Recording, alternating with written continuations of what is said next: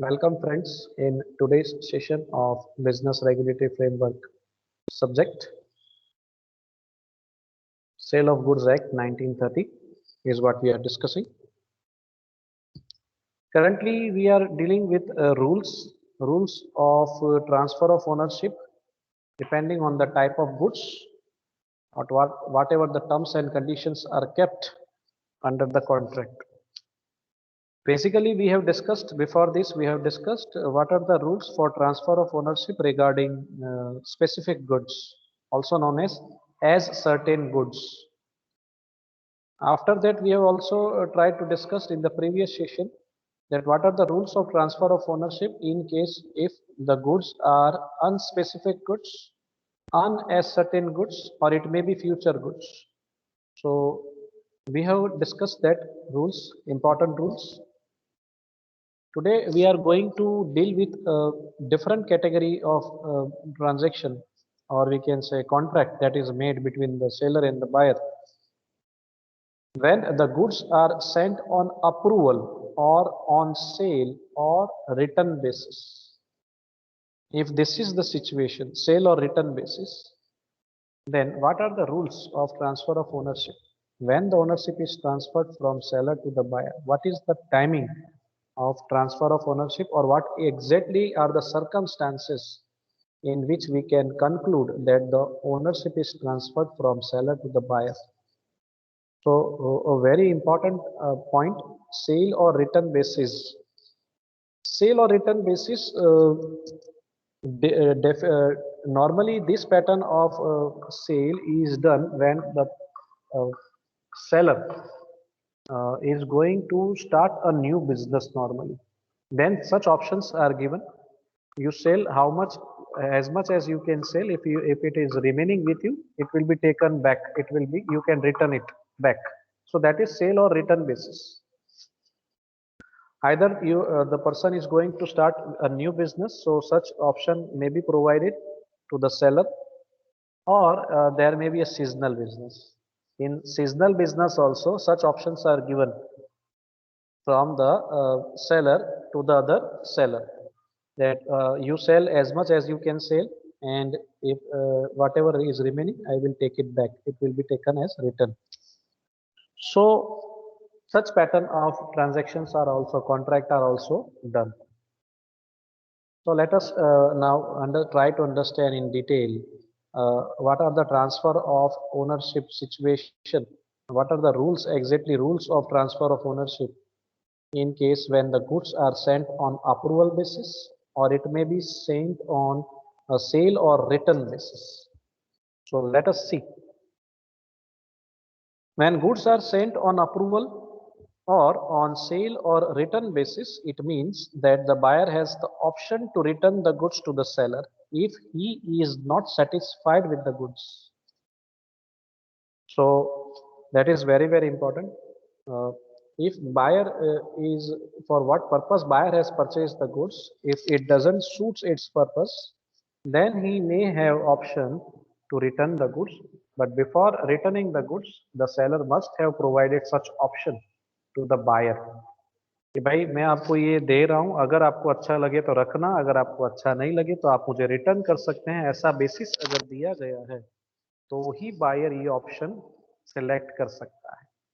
तो prima facie ये है इस पर्टिकुलर कॉन्ट्रैक्ट की, इस पर्टिकुलर सिचुएशन की, कि गुड्स इस तरीके से आपको बेचे गए हो, आपको सेंड किए गए हो, तो ही आप इसका उपयोग, इस ऑप्शन का उपयोग कर सकते हैं। बायर इसका उपयोग कर सकता है, नहीं तो बायर इसका उपयोग नहीं कर सकता।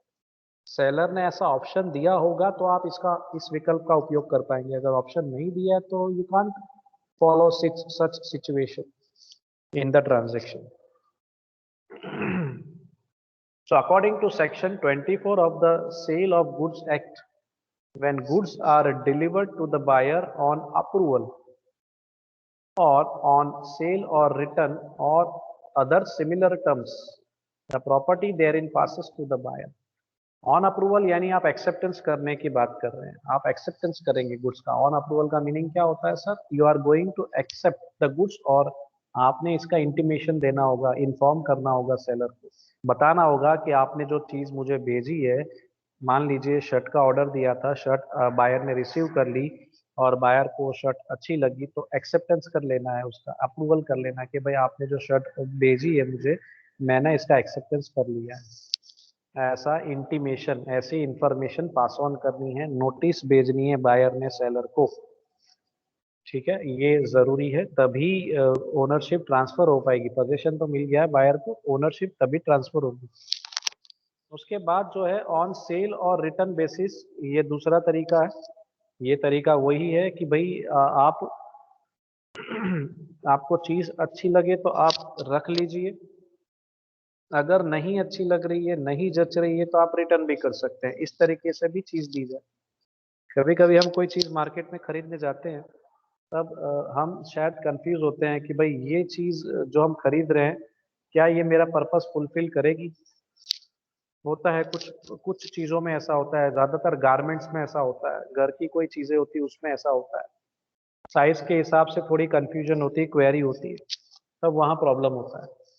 तो अगर साइज के हिसाब से या कोई और क्वेरी अगर आपकी है, कंफ्यूजन है, तो हो सकता है आप सेलर से पूछ ले कि भाई मैं ये साइज की चीज लेके जा रहा हूँ, लेकिन अगर साइज बड़ी छोटी हुई तो क्या आप मुझे बदल के देंगे या रिटर्न ले लेंगे। ठीक है, तो ज्यादातर ऐसे व्यवहार होते हैं मार्केट में, ज्यादातर होते भी हैं, नहीं भी होते हैं। कुछ सेलर मना भी कर देते हैं, नहीं भाई आप जो भी है चेक करके अभी ले लीजिए, साइज आपको श्योर हो तो ही ले जाइए, ऐसा भी बोल देते हैं। तो ये डिपेंड करता है सेलर और बायर कैसे एग्री करते हैं इस पर्टिकुलर ट्रांजेक्शन के अंदर।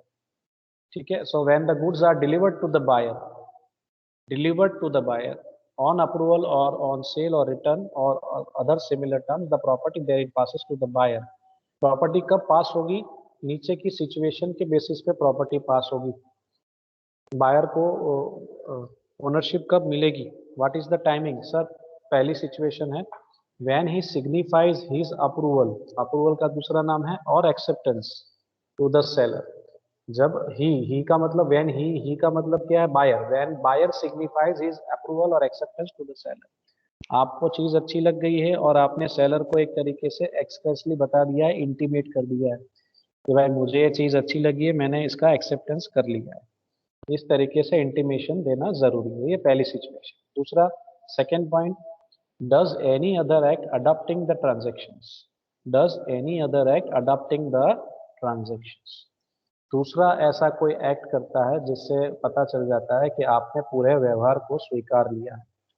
कोई ऐसा एक्टिविटी आप करते हैं, कुछ ऐसा एक्ट आप करते हैं, कुछ ऐसा व्यवहार कर देते हैं जिससे पता चल जाता है कि आपने पूरे ट्रांजेक्शन को अडॉप्ट कर लिया है, यानी आपने अप्रूवल दे दिया है। तो पहली जो सिचुएशन है वो एक्सप्रेस एक्सेप्टेंस है या अप्रूवल है, यूं कह सकते हैं। दूसरी जो सिचुएशन है वो एक तरीके से इम्प्लाइड एक्सेप्टेंस है या इम्प्लाइड अप्रूवल होता है, जहां आप अपने व्यवहार से एक्सेप्टेंस करते हैं, दूसरी सिचुएशन। तीसरी सिचुएशन है if he does not signifies his approval or acceptance to the seller but retain the goods without giving notice of rejection। आप इंटीमेट नहीं करते हैं, ना ही एक्सप्रेसली ना ही इम्प्लाइडली, कोई ऐसी एक्टिविटी नहीं करते हैं, और एक तरीके से आप अप्रूवल नहीं दे रहे हैं, कम्युनिकेशन नहीं कर रहे हैं सेलर से किसी भी तरीके से, लेकिन आपने रिजेक्शन का नोटिस भी नहीं भेजा है। ना ही आपने ना ही हाँ बोला है, ना ही ना बोला है, ऐसी सिचुएशन हो गई। ना ही आपने एक्सेप्टेंस किया है, ना ही आपने रिजेक्शन किया है। और एक्सेप्टेंस की भी नोटिस नहीं भेजी है, ना ही रिजेक्शन की नोटिस भेजी है, इन्फॉर्म ही नहीं किया है आपने सेलर को। तो उस सिचुएशन में भी मान लिया जाएगा, रीजनेबल टाइम के बाद मान लिया जाएगा कि आपने गुड्स का स्वीकार कर लिया है, एक्सेप्टेंस कर लिया है, और प्रॉपर्टी आपको आपके पास उसकी ओनरशिप आपको मिल गई है, ऐसा मान लिया जाएगा रीजनेबल टाइम स्पेयर होने के बाद। तो अब ये तीन जो पॉइंट अभी हमने देखे उसकी डिटेल चर्चा करते हैं one by one. When he signifies, he का meaning buyer, when the buyer signifies his approval और acceptance, when the buyer signifies his approval और एक्सेप्टेंस, अगर ये सिचुएशन हो तो क्या करना है। So when the buyer accepts the goods and the seller is informed about it, the property in goods passes to the buyer। ये सीधा सीधा व्यवहार है। आपने कोई चीज परचेज की है, आपको वो अच्छी लगी तो आपने इसका एक्सेप्टेंस कर देना है। सीधा सीधा व्यवहार है। आपने एक्सप्रेसली इसका अप्रूवल दे देना है, आपने एक्सप्रेसली इसका एक्सेप्टेंस कर देना है। अगर आप कोई चीज एक्सेप्ट कर लेते हैं, आपकी ड्यूटी बनती है, you must inform to the seller. जैसे ही आप इन्फॉर्म करते हैं, the property in goods passes to the buyer. आपने इन्फॉर्म करना है। आप जैसे ही इन्फॉर्म करेंगे कि आपने एक्सेप्टेंस कर लिया है, ओनरशिप आपकी। तो यहाँ बायर इंटीमेट करेगा, बायर नोटिस देगा सेलर को। जैसे ही बायर इन्फॉर्म करेगा सेलर को, उसी वक्त ओनरशिप आपको मिल जाएगी। For example, Manoj delivered a bike to Madan on approval for 10 days. On approval for 10 days, Madan informs Manoj that he has accepted to buy the bike. So Manoj delivered a bike to Madan on approval for 10 days. Approval basis पे मनोज ने bike की delivery दी है। यानी मनोज हो गए seller, Madan हो गए buyer. कि भाई 10 दिन आप इसको रखिए, यूज करिए, फिर बताइएगा, अच्छी लगे तो रख लीजिएगा। एक्सेप्टेंस ऑन अप्रूवल, यहाँ ऑन एक्सेप्टेंस बेसिस पे दिया है। Madan informs Manoj that he has accepted to buy the bike. तो 10 दिन के अंदर जो बायर है मदन, वो इन्फॉर्म कर देता है मनोज को कि भाई उसको ये बाइक अच्छी लगी है और वो इंटरेस्टेड है ये बाइक खरीदने के लिए, मीन्स वो एक्सेप्टेंस कर रहा है। जैसे ही ये इंफॉर्मेशन पास ऑन होती है, as and when the buyer intimates informs Manoj about the approval, about the acceptance that he wants to buy this bike, the ownership shall pass to Madan on his approval. जैसे ही आप एक तरीके से acceptance करते हैं, उसी वक्त आपको ओनरशिप मिल गई है। और इस तरीके के व्यवहार को हम क्या कहेंगे, दिस इज अ एग्जाम्पल और it is an case of express approval. आपने एक्सप्रेस एक्सेप्टेंस किया है, एक्सप्रेस अप्रूवल दिया है that you are interested to buy the bike and you have accepted the bike. तो इस तरीके से भी ओनरशिप पास ऑन होती है जब बायर इंटीमेट करे expressly to the seller, the ownership is transferred at that time to the buyer. दूसरा व्यवहार समझने की कोशिश करते हैं डिटेल में। When the buyer adopts the transaction, इसमें समझते हैं आप। Sometimes the buyer does not send his express approval but does some act in regard to the goods which shows that he has accepted the goods. There the ownership shall pass to the buyer on the act of adoption. This is called implied acceptance or implied approval. Express approval में तो आप intimate करेंगे, inform करेंगे, buyer जो है seller को बताएगा, कहेगा कि भाई मुझे ये वाली चीज पसंद आ गई है, आपकी बाइक पसंद आ गई है, मैं इसे परचेज करना चाहता हूँ, I am interested, I accept your offer, your proposal. वो इस तरीके से इंटीमेट कर देगा एक्सप्रेसली। लेकिन अगर एक्सप्रेसली इंटीमेट नहीं किया जाए तो, एक्सप्रेस एक्सेप्टेंस नहीं किया जाए तो, कभी कभी ऐसा भी होता है, आप जो बायर होता है वो एक्सप्रेसली अप्रूवल नहीं देता है, एक्सेप्टेंस नहीं करता है। तो उस सिचुएशन में कैसे पता चलेगा कि बायर ने गुड्स रख लिए हैं, उसका एक्सेप्टेंस कर लिया है, उसने वो चीज स्वीकार कर ली है। तो कभी कभी इम्प्लाइडली भी पता चलता है। इम्प्लाइडली, इम्प्लाइड अप्रूवल भी हो सकता है, इम्प्लाइड एक्सेप्टेंस भी होता है। इम्प्लाइड यानी कहने की जरूरत नहीं, व्यवहार से पता चल जाता है कि बायर ने वो चीज अपने पास रख ली है, अडॉप्ट कर ली है एक तरीके से। उसके व्यवहार से पता चलता है, उसके एक्ट से पता चलता है। और जैसे ही पता चलता है कि the buyer has done certain act and which is a result of the act of adoption, यानी एक तरीके से उन्होंने स्वीकार कर लिया है, इस चीज को रख ली अपने पास, तो उसी वक्त ओनरशिप पास ऑन हो जाएगी टू द बायर। जब बायर ने ऐसा कोई एक्ट किया होगा जिससे पता चल जाए कि उन्होंने स्वीकार कर लिया है, उसी वक्त ओनरशिप ट्रांसफर हो जाएगी, उसी वक्त। इसका एक एग्जांपल लेते हैं।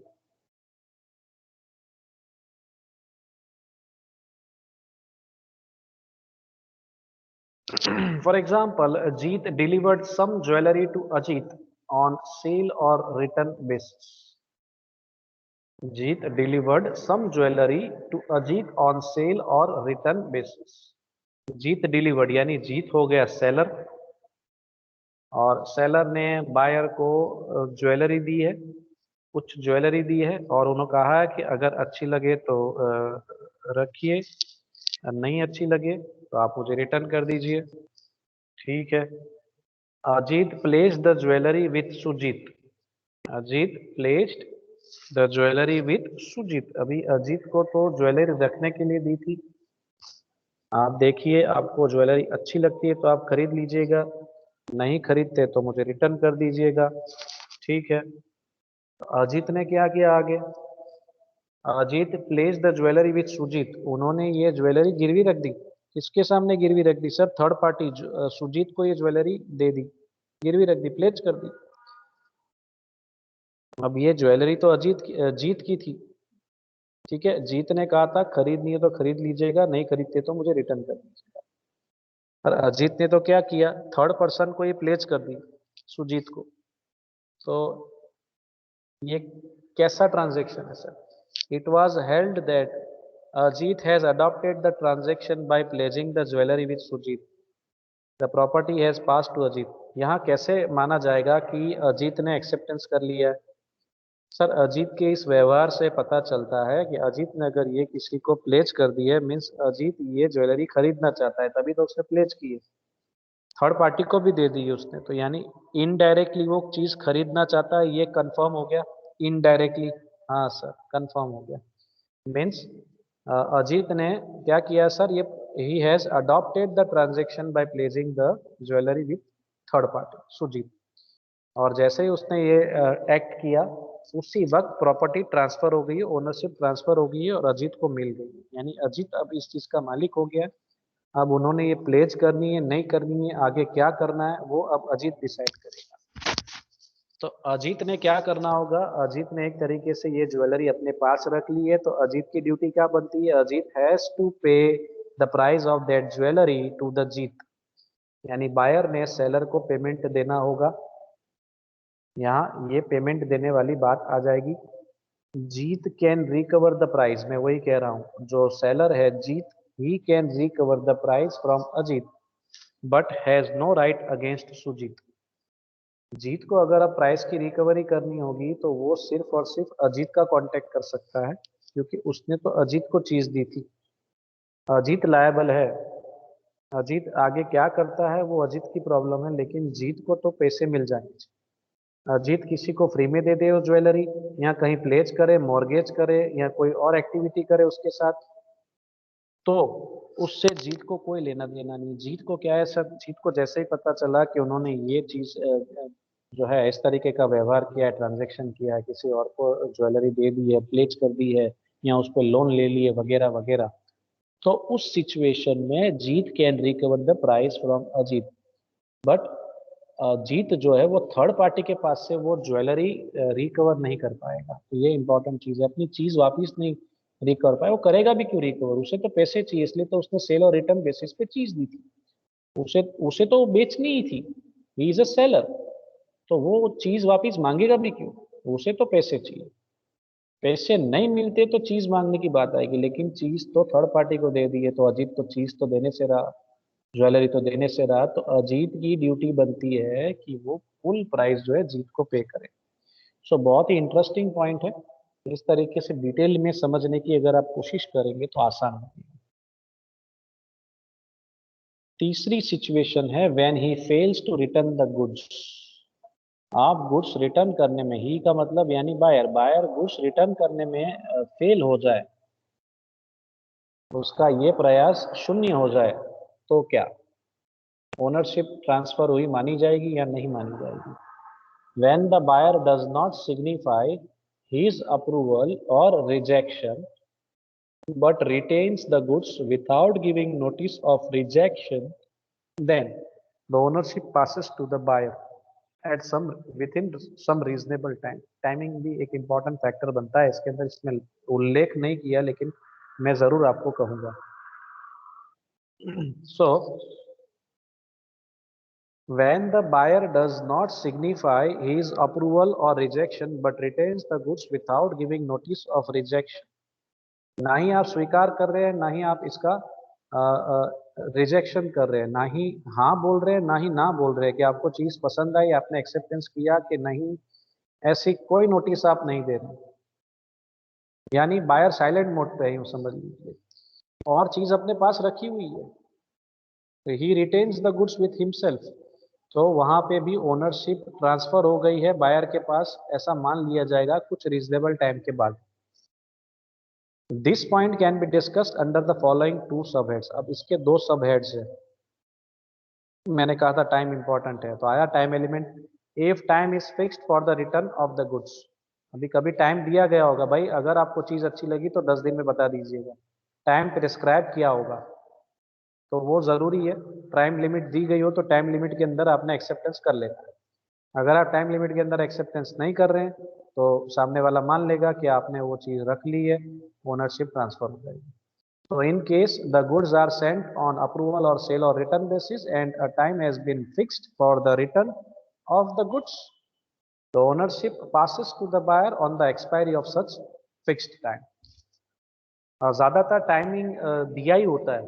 अगर मान लीजिए आपका फ्रेंड आपको कोई बाइक चलाने के, आपको बाइक बेचनी है और आपने अपने फ्रेंड को बाइक चलाने के लिए दी है, भाई आप एक काम करिए 7 डेज तक चलाइए, फिर अगर आपको अच्छी लगे तो परचेज करना, नहीं तो कोई बात नहीं, सेल और रिटर्न बेसिस हो गया एक तरीके से। तो 7 दिन तक का आपको समय दे दी गया, यहाँ टाइम लिमिट फिक्स कर दी गई है। अगर 7 दिन तक आपने गाड़ी चलाई और आपने कोई रिप्लाई नहीं दिया, 8वें दिन क्या मान लिया जाएगा? You you like the bike, you have accepted the bike impliedly एक तरीके से, क्योंकि आपने कोई नोटिस नहीं दिया है, ना ही आपने हाँ बोला है ना ही आपने ना बोला है। तो सेलर क्या मान लेगा? सेलर ये मान लेगा कि आपने इस ट्रांजेक्शन को एक्सेप्ट कर लिया है, इस व्यवहार को एक्सेप्ट कर लिया है on the expiry of such time limit.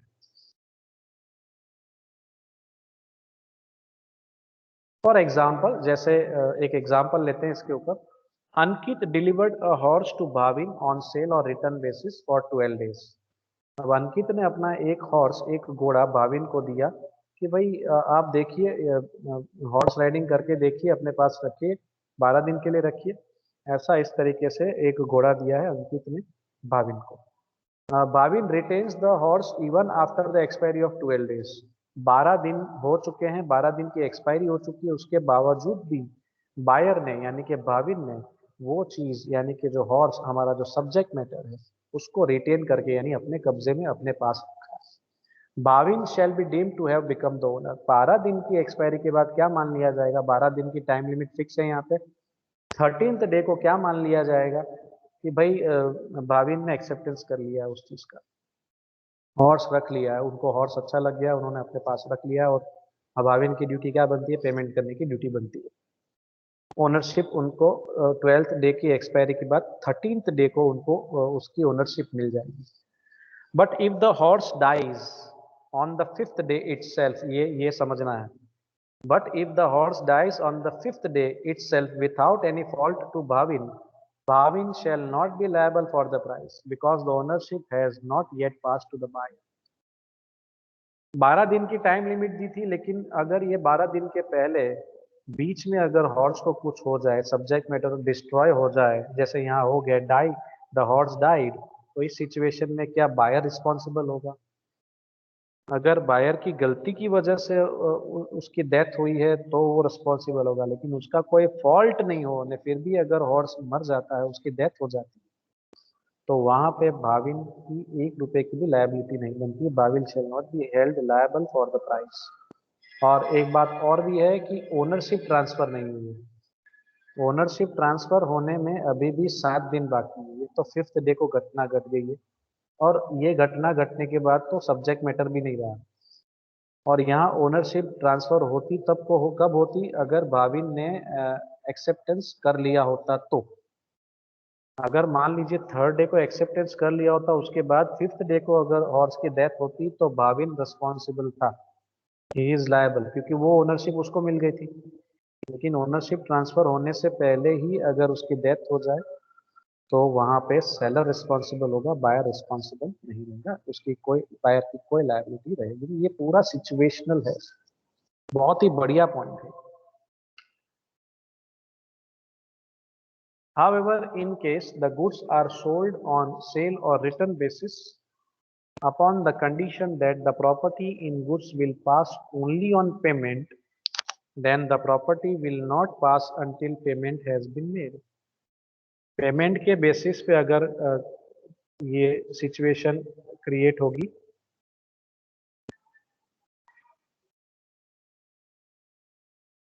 Just हाँ, however, in case the goods are sold on sale or return basis upon the condition that the property in goods will pass only on payment, then the property will not pass until the payment has been made.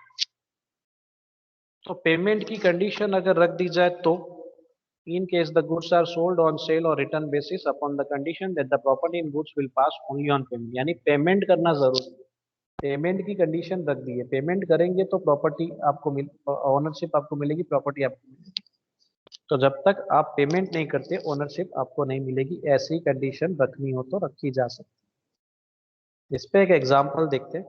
Aanchal delivered an Activa to Bijal on approval on the condition that the ownership will not pass until the price of the activa is paid to the seller.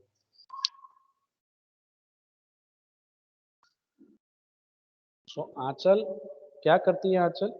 Aanchal Activa दे रही है बीजल को और approval basis पे दिया जा रहा है, लेकिन एक शर्त है। शर्त क्या है? ओनरशिप तभी पास होगी जब आप इसकी प्राइस पे करेंगे। तो ये एक कंडीशनल बात हो गई। कंडीशन रखी जा सकती है इस तरीके से, अगर कंडीशन रखिए तो फुलफिल होगी तभी ओनरशिप पास होगी। Bijal pledges the Activa with Sejal without making the payment of the price. अब बीजल को ये गाड़ी दे दी है, डिलीवरी दे दी है, पोजेशन दे दिया है, ओनरशिप ट्रांसफर नहीं हुई लेकिन पोजेशन दे दिया है। और बीजल ने क्या किया? बायर ने क्या किया? बायर के पास ओनरशिप नहीं है, ध्यान रखिएगा, पेमेंट नहीं किया है अभी। पेमेंट किए बिना प्लेज कर देती है। Bijal pledges the Activa with Sejal, third party को प्लेज कर देती है, गिरवी रख देती है, without making any payment of the price. यानी एक्टिवा की प्राइस अभी भी बायर ने पे नहीं की है सेलर को और वो थर्ड पार्टी को प्लेज कर दी जाती है। ऐसी सिचुएशन है यहाँ। क्या बीजल यहाँ पे प्लेज कर सकती है से थर्ड पार्टी को ये एक्टिवा? नहीं सर, वो ओनर ही नहीं है, कैसे प्लेज कर सकती है? ओनरशिप तो ट्रांसफर हुई नहीं है अभी। He is not the real owner. Real owner तो अभी भी आंचल ही है, सेलर ही है। Here, since Bijal has not yet become the owner of the Activa, Aanchal can recover her Activa from Sejal. यहाँ पे थर्ड पार्टी से रिकवरी करनी हो तो कर सकते हैं। Anchal can recover his Activa from Sejal because owner has the right to recover his property. यहाँ पे ओनर कौन है? सेलर, आंचल। तो आंचल थर्ड पार्टी से भी रिकवरी करना चाहे तो रिकवरी कर सकती है। हो सकता है थर्ड पार्टी ने बायर को यानी कि सेजल ने बीजल को पेमेंट भी कर दिया हो, कुछ लोन भी दे दी हो, तो फिर वहां पे सेजल को रिकवरी करनी हो तो कहाँ से रिकवरी करेगी? सेजल बीजल से रिकवरी करेगी।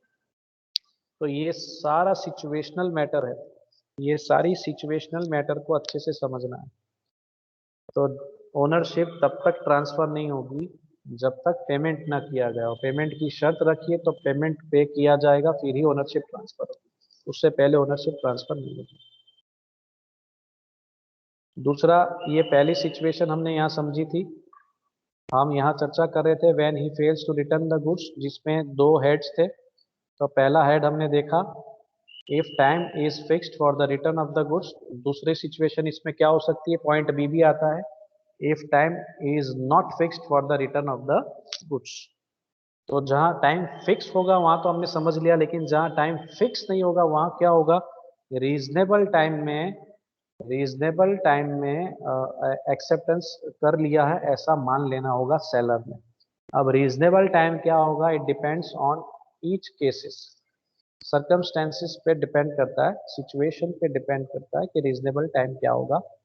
It's a matter, the matter will be different in each cases. तो इस तरीके से ये टॉपिक आपको इस तरीके से कवर अप करना है अच्छे से, और इस तरीके से आपने प्रेजेंट करना है इस टॉपिक को।